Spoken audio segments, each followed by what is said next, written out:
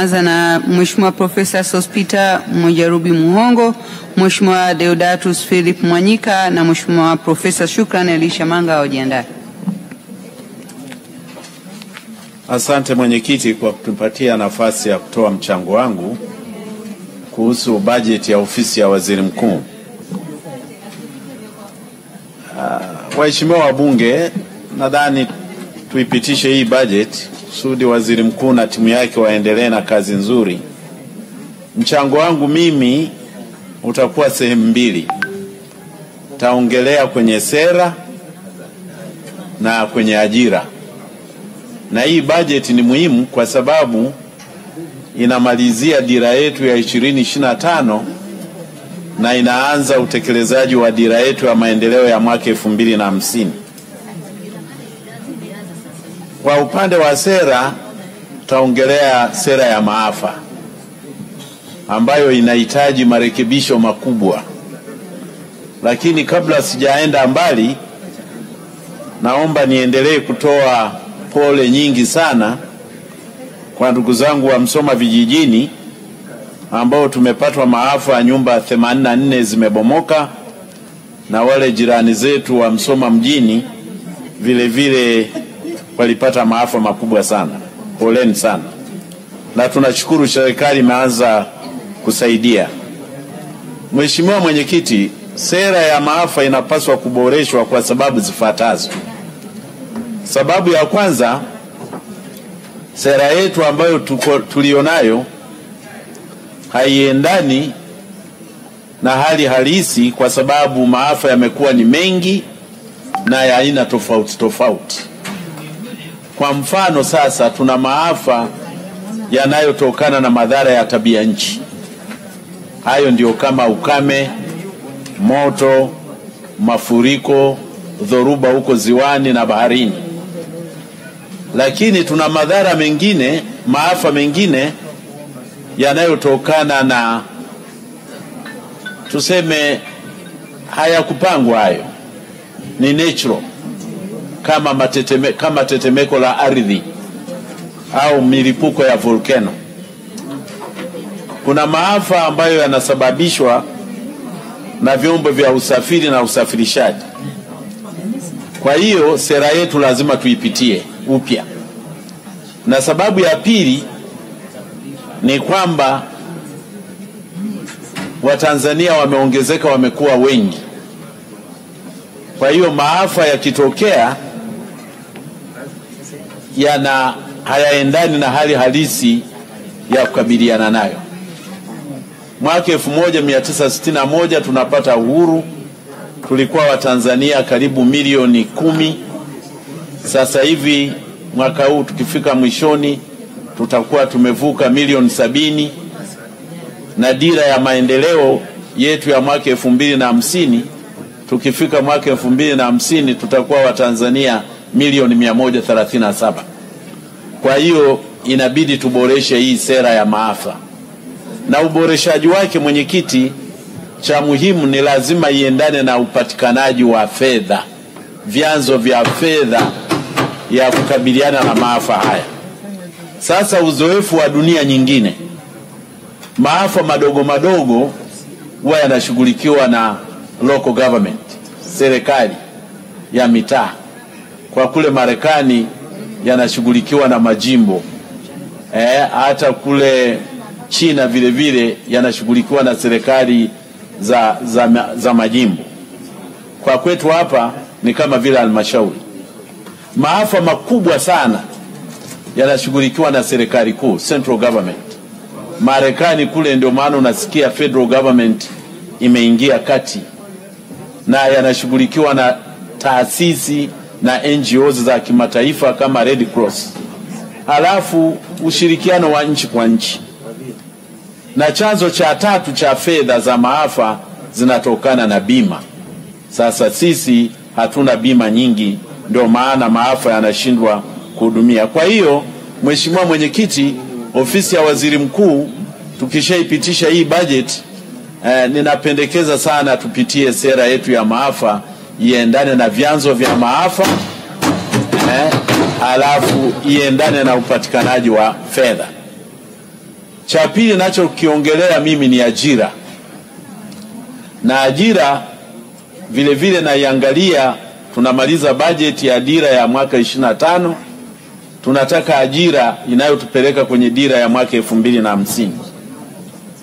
Sifa kuu za ajira ni mbili: elimu, cha pili mafunzo. Na nguzo ya ajira zote ni uchumi. Kwa hiyo ajira zitategemea uchumi wa sekta binafsi. Ajira zitategemea uchumi wa serikali nzima na taasisi zake. Kwa mataifa yote duniani, haiwezekani mwajiri mkubwa duniani kote, mwajiri mkubwa huwa ni sekta binafsi, sio serikali.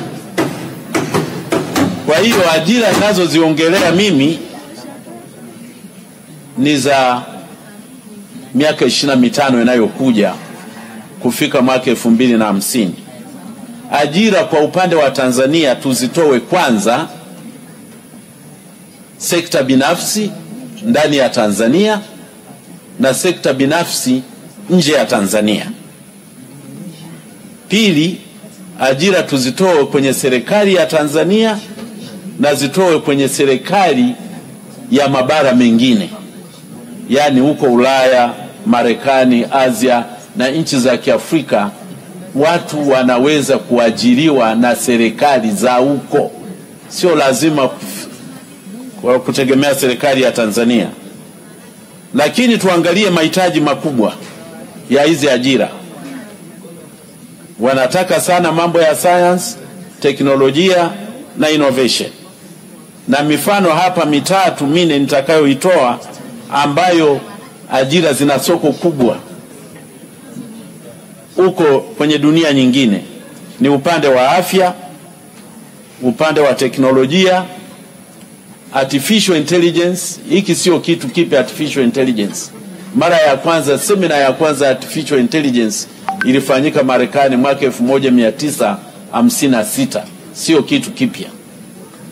Halafu na mambo ya manufacturing, uzalishaji viwandani.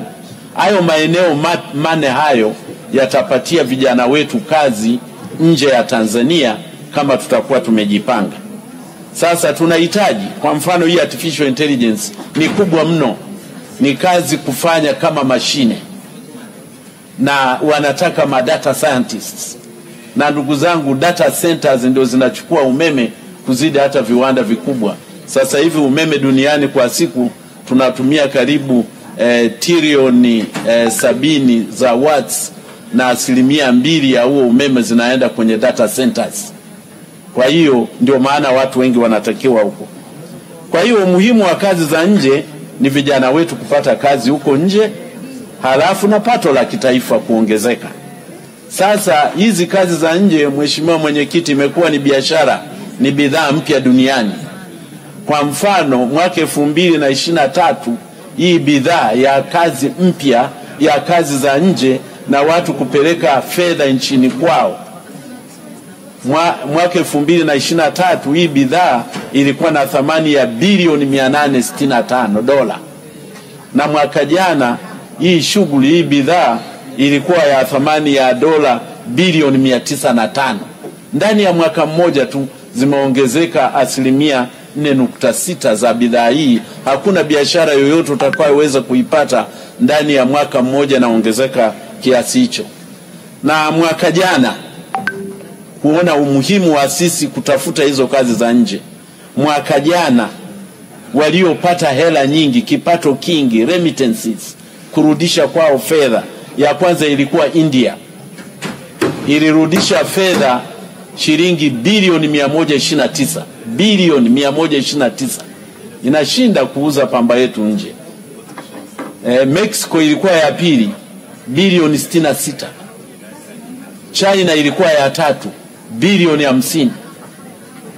Kwa hiyo tukichukua kwa upande wa bara la Afrika, 5 bora Afrika, ya kwanza ilikuwa Egypt. Kazi za nje hizo ilitengeneza bilioni 30. Ya pili ilikuwa Nigeria, bilioni 21. Ya tatu ilikuwa Morocco, bilioni 12. Namalizia nusu dakika, namalizia mwenyekiti. Kwanza sikuwepo, niongeze muda kidogo. Alafu Morocco bilioni 12, Ghana bilioni 7, Kenya bilioni 5. Kwa hiyo mwenyekiti, nimalizie kwa kusema kwamba kama tunataka ajira huko ziko nje, cha muhimu ni elimu na mafunzo. Na nimalizie kwenye mafunzo hapa, lazima tuwekeze kwenye science, teknolojia na innovation. Yani kwa lugha nyingine hayo masomo yanaitwa STEM: science, technology, engineering na mathematics, kuanzia shule zetu za awali na shahada za vyuo vikuu vyetu ziwe shahada zinazotakikana huko dunia nyingine. Asante mwenyekiti. Asante sana Mheshimiwa Profesa Sospeter Mujarubi Muhongo. Tunaendelea na